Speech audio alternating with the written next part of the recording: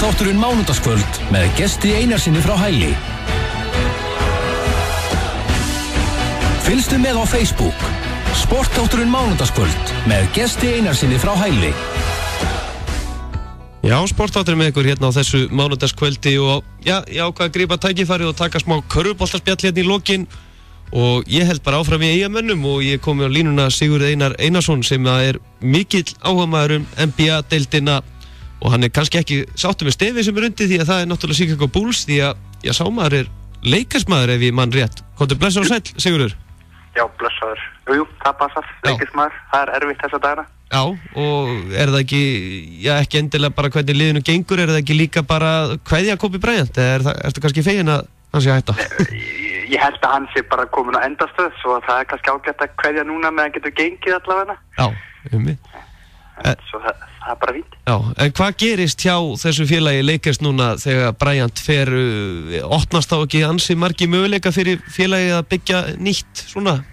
Jú, þeir eru hérna, þeir eru með nokkra svona, þeir eru með svona 2-3 unga efnilega leikmenn og þeir fá sér satt smá peningar eða cap space til þess að reyna að ná sér í stjörnur. Svo þeir munu reyna það en ég til þetta tekur samt nokkur á sjáðum að byggja sig upp.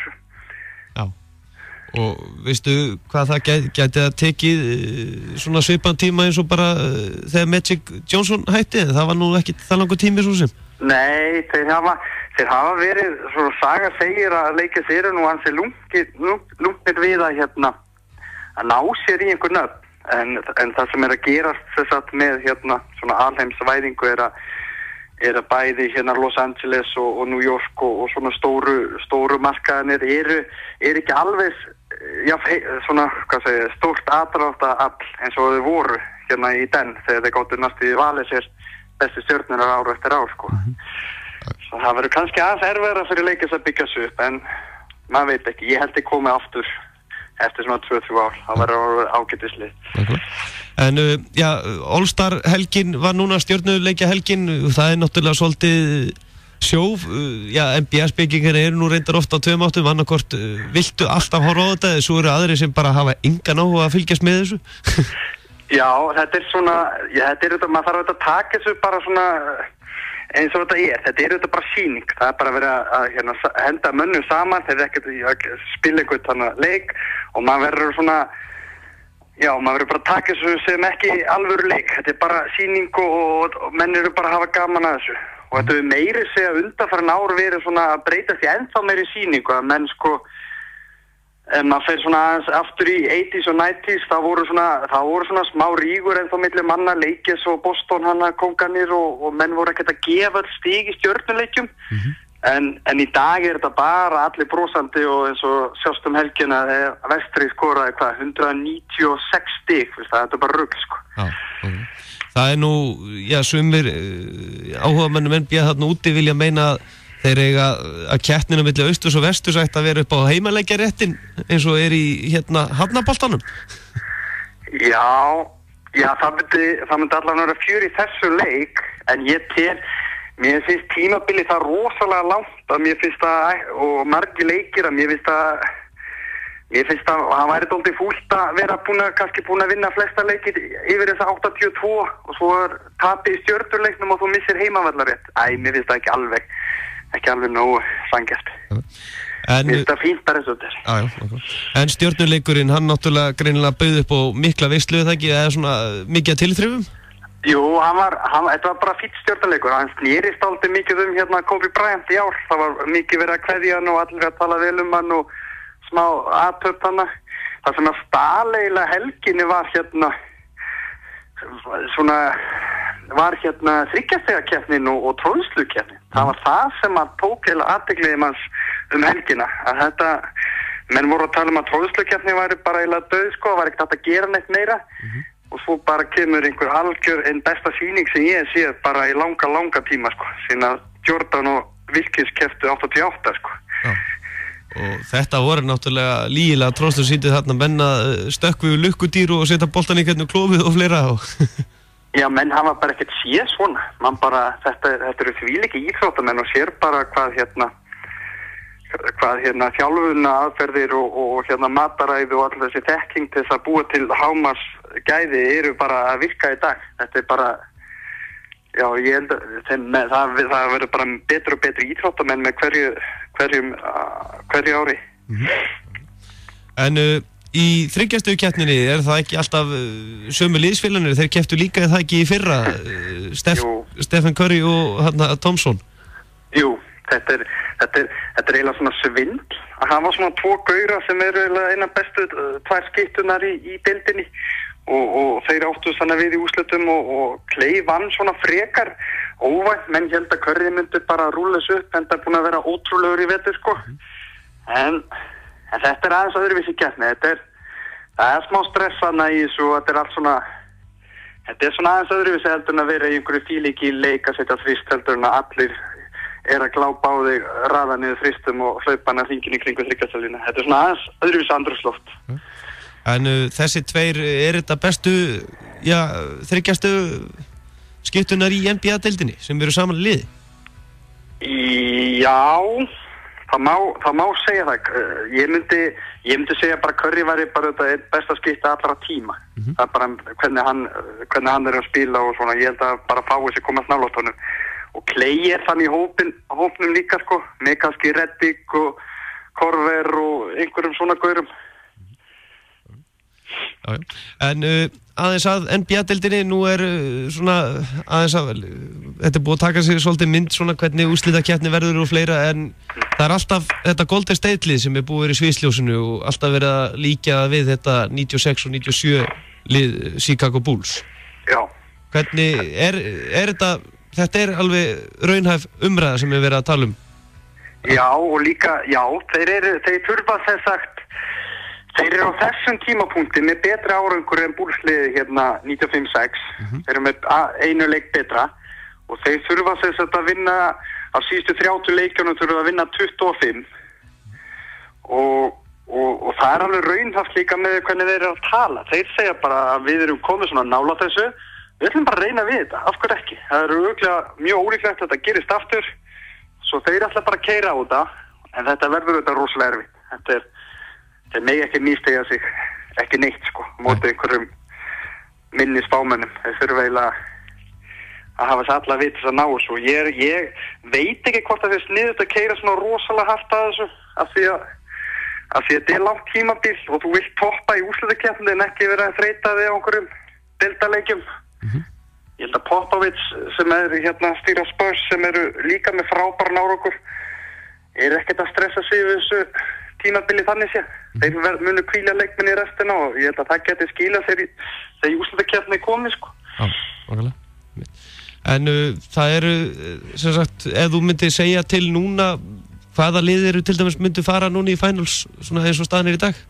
Eins og í dag, það samt 15. febrúar í austrinu það bara Cleveland, þeir eru svona virðast vera sterkastir þar og ég tala ekki að Bulls eru að missa menni meiðsli og ég sé ekki Toronto eða önnur lið náðum ekki getu og í vestudeildinni þetta þótt að Golden State lítar rosalega vel út maður langar, ég ætla bara að segja Spurs, ég ætla bara að vera svona smá óvænt, ég held að Spurs geti tekið það og ég myndi segja Cleveland Spurs bara í ár. Já, það kemur ekki reynslan myndi taka Golden State töffarana? Já, það væri alveg hörku í mig, maður er að spá Golden State tapi 4 leikjum af 7 og þeir eru búin að tapa 4 leikjum af einhver 52 núna, svo að já, ég held að Popovich og Spurs taki eitt svona loka rönn með Duncan. Já, náttúrulega. Sigurður Einar, áðurinn í slepptir, svona þínir menn, hvað enda þeir? Mínir menn í leikis verða það er ljótt að segja þetta, en NBA-deildin velunar lið fyrir að tapa, þess að reyna að ná draft picks og það líka að vona að þeir endi kannski næsta sæti fyrir á undan 76ers. Ég verða hann í öðru þriðja næsta sætinu. Já.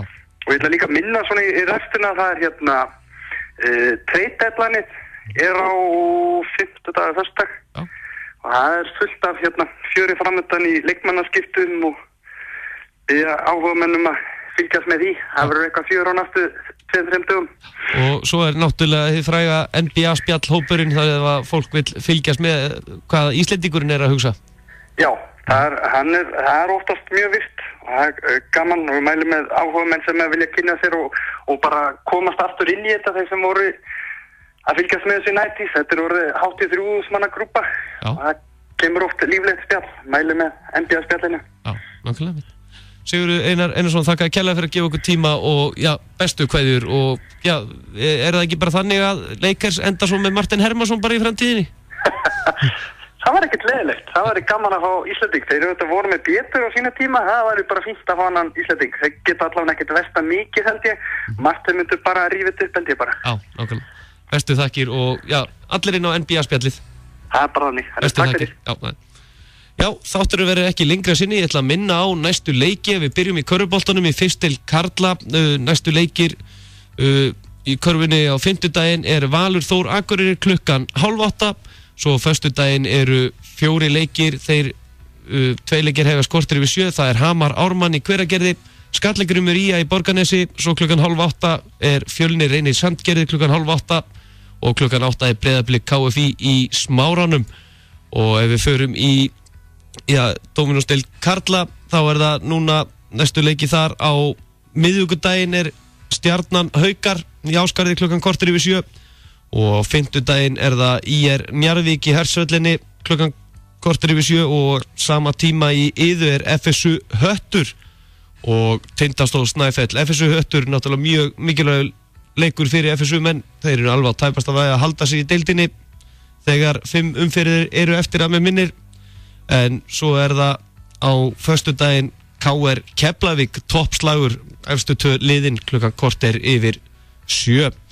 Nú í Dóminósdeild kvenna þá eru næstu leikir þannig að það náttúrulega bara landsleikjarhlé þar, ég var búin að gleyma því. Það stelpunar bara að spila núna næstu helgi og við förum aðeins í frjálsarnar, þá náttúrulega meistaramót Íslands aðaluti í Laugardalshöllinni núna næstu helgi og hvort það hefist ekki á laugardaginn.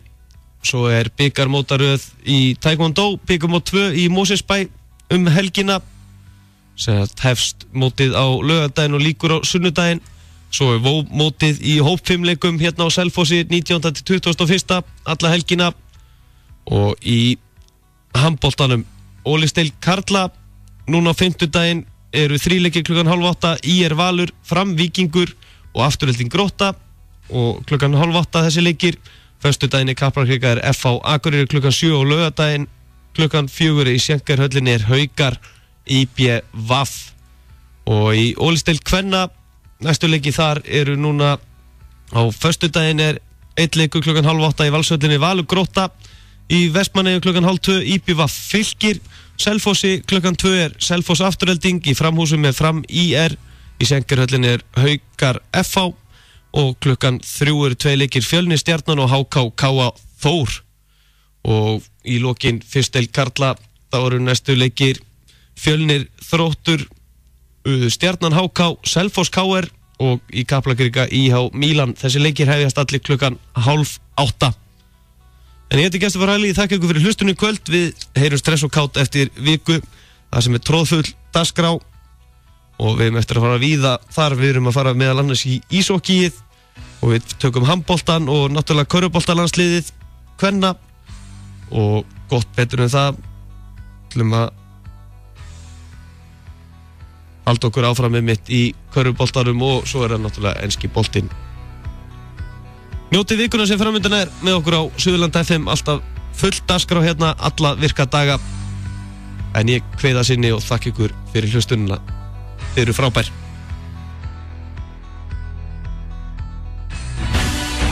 Fylgstu með á Facebook Sportdátturinn mánudagskvöld með Gesti Einarsinni frá Hæli. Nýr og flottur tískufatnaður á